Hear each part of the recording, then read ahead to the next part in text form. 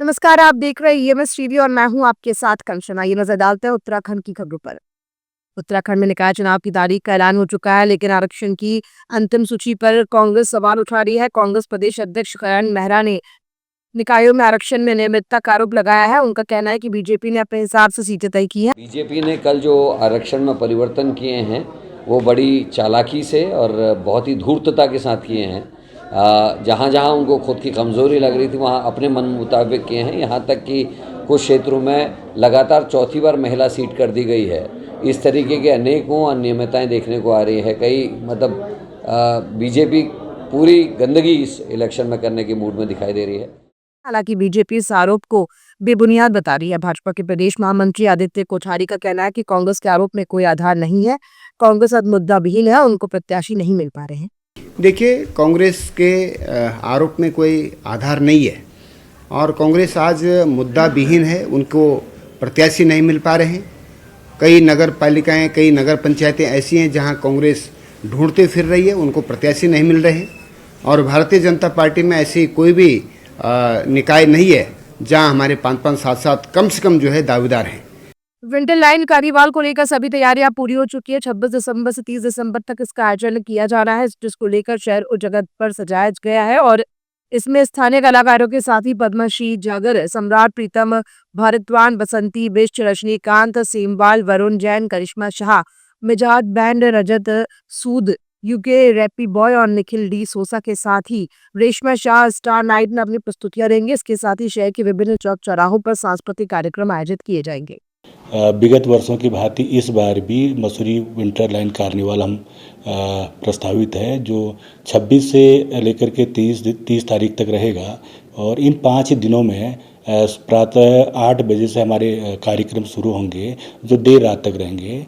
उस कार्यक्रम में हमारी जो कार्यक्रम स्थल होंगे उसमें हमारा लाइब्रेरी चौक है, हमारा गढ़वाल टेरेस है, हमारा शहीद स्थल है और हमारा लंढौर जो मैदान है, वहाँ पर प्रातः से अलग अलग तरह के कार्यक्रम आयोजित किए जाएंगे, जिसमें स्कूली बच्चे, अलग अलग पैरामिलिट्रीज़ के हमारे जो बैंड्स हैं और वर्ड वाचिंग से लेकर के अलग अलग विधाओं के लोग अपना अपना स्टॉल लगा करके अपने अपने कार्यक्रम पेश करेंगे। क्रिसमस मुख्य रूप से ईसा मसीह के जन्म का प्रतीक है, जिसे ईसाई धर्म में पवित्र माना जाता है। ये दुनिया भर के ईसाइयों के लिए यीशु के जन्म के महत्व और उनके द्वारा लाए गए प्रेम और मुक्ति के संदेश पर चिंतन करने का समय है। आज राजधानी देहरादून में भी क्रिसमस को बड़ी धूमधाम के साथ मनाया जा रहा है। ये त्योहार प्रेम, शांति, साथ ही भाईचारा बढ़ाने का त्योहार है। आज के दिन गौर यीशु का जन्म हुआ था। पूरे विश्व में इस त्योहार को लोग धूमधाम से मनाते हैं।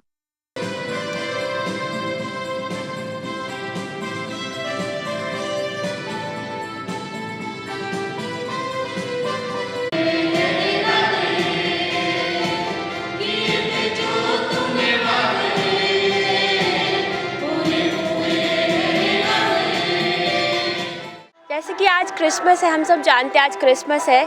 हम पूरे साल भर इसका वेट करते हैं कि क्रिसमस आएगा, सैंटा आएंगे, बच्चों को गिफ्ट्स देंगे और ये एक काइंडनेस है कि हम जाते हैं, दूसरों को गिफ्ट्स देते हैं। जैसे कि मैंने देखा कि किसी के उसमें सीक्रेट सैंटा मना रहे लोग ऐसा मना रहे कि एक दूसरों को गिफ्ट दे रहे। माहौल चल रहा है कि सब लोग प्यार से रहें, चाहे वो किसी भी धर्म करें। और हमारी जो रात को जो कार्यक्रम होगा, प्रेयर होगी, इसमें बहुत से लोग आते हैं, बाहर के भी लोग आते हैं, दूसरे धर्म के लोग आते हैं। और आप देखेंगे बहुत भीड़ भाड़ होती है और सबके लिए यहाँ पे प्रार्थना की जाती है और सब लोग मिलजुल के रहें, सबके लिए प्रार्थना होती है। और मैं तो ये चाहता हूँ कि जितने भी लोग यहाँ देहरादून के लोग हैं, सब लोग आपस में मिलजुल के रहें, प्यार का संदेश सबको दें, जैसे हमारा यीशु मसीह शांति का संदेश लेके आया है। ऋषिकेश मार्ग पर 7 मोड़ के पास एक बस अनियंत्रित होकर दुर्घटनाग्रस्त हो गई। घटना मंगलवार देर रात की है। सूचना मिलने पर एसडीआरएफ की टीम मौके पर पहुंची। दुर्घटनाग्रस्त बस में सवार एक लड़की का पैर बस में फंसा हुआ था, जिससे वो अंदर ही फंस गई थी। एसडीआरएफ टीम ने मौके पर पहुंचकर जिला पुलिस के साथ मिलकर संयुक्त रेस्क्यू ऑपरेशन चलाते हुए 16 वर्षीय लड़की को सकुशल रेस्क्यू कर सुरक्षित बाहर निकाला।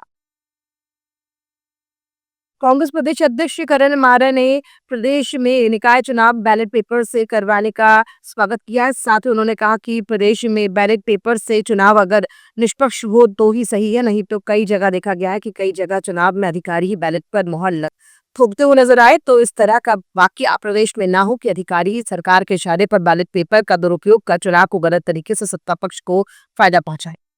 उम्मीद करते हैं और इससे हमारी उम्मीदें बड़ी हैं, बशर्ते कि जो एक सीन देखने को मिला था कि एक अधिकारी लगा रहा है, ठप्पे मार रहा है और जो है वोट बीजेपी को डाल रहा है, वैसा कोई अधिकारी ना बैठे।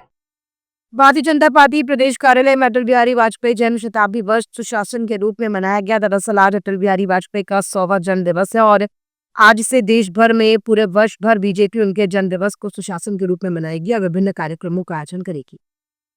अटल जी भारतीय जनता पार्टी के कार्यकर्ताओं के आदर्श के रूप में पार्टी को स्थान तक शिखर तक पहुंचाने में अटल जी का जो योगदान है और खास तौर पर मैं उत्तराखंड डिस्ट्रिक्ट बहुत उत्तराखंड राज्य के प्रति भी उनका जो भाव था उस राज्य के रूप में देखा है।